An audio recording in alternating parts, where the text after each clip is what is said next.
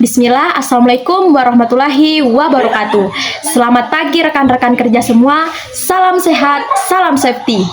Pada kesempatan kali ini, kita akan membahas tentang keselamatan dan kesehatan kerja atau yang sering kita kenal dengan K3. Sebagai bagian dari tim yang bekerja di lingkungan ini, keselamatan dan kesehatan kerja adalah hal yang paling penting.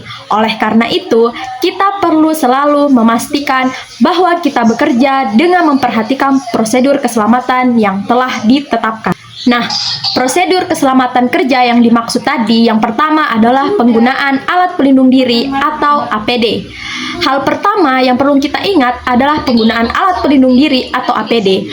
APD sangat penting untuk melindungi kita dari potensi bahaya yang ada di sekitar tempat kita bekerja, seperti alat tajam, bahan kimia, alat berbahaya, atau mesin yang dapat membahayakan tubuh kita. Setiap pekerja wajib menggunakan APD sesuai dengan jenis pekerjaan yang dilakukan. Misalnya, jika kita bekerja dengan bahan kimia, masker dan sarung tangan harus selalu digunakan. Jika kita bekerja dengan alat berat atau mesin, pastikan bahwa helm, sepatu keselamatan, dan pelindung telinga sudah dipakai. Selanjutnya, yang kedua adalah keamanan lingkungan kerja. Lingkungan kerja yang aman adalah salah satu aspek K3 yang tidak bisa diabaikan. Pastikan bahwa area kita selalu bersih dan tertata dengan rapi. Barang-barang yang tidak perlu harus segera disingkirkan agar tidak menghalangi jalur evakuasi atau menyebabkan kecelakaan. Periksa juga keadaan lantai, pastikan tidak ada genangan air, kabel yang mencuat, atau barang-barang yang bisa menyebabkan tergelincir atau tersandung. Yang ketiga, ada penanganan bahan kimia dan bahan berbahaya. Jika bekerja kita melibatkan bahan kimia atau bahan berbahaya lainnya, pastikan bahwa kita mengikuti prosedur yang benar dalam menyimpan dan penggunaan bahan tersebut.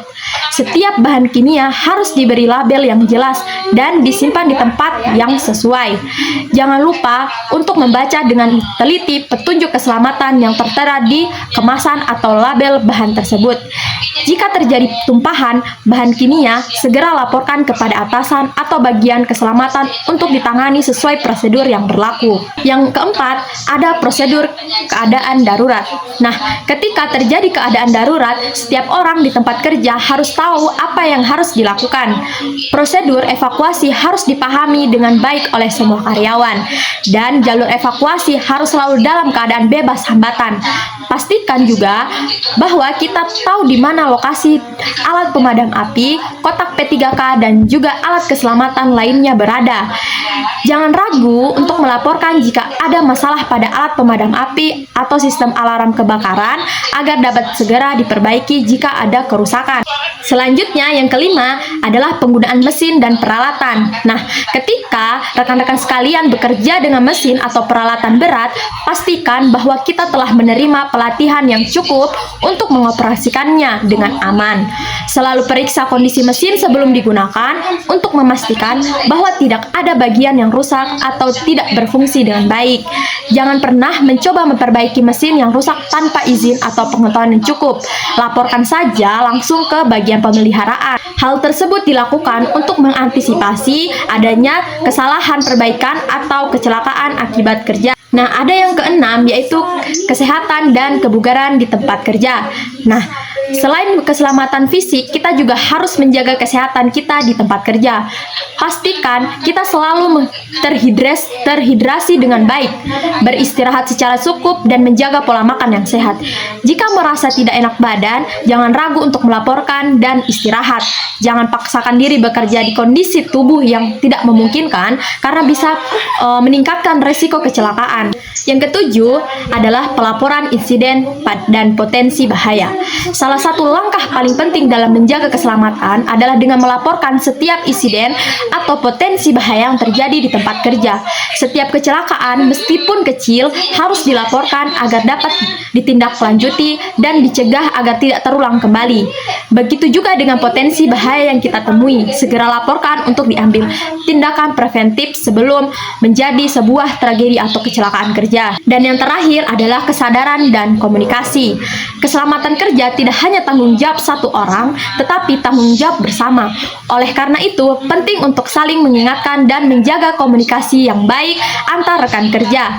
Jangan segan untuk saling mengingatkan ketika ada yang lupa menggunakan APD atau melanggar prosedur keselamatan.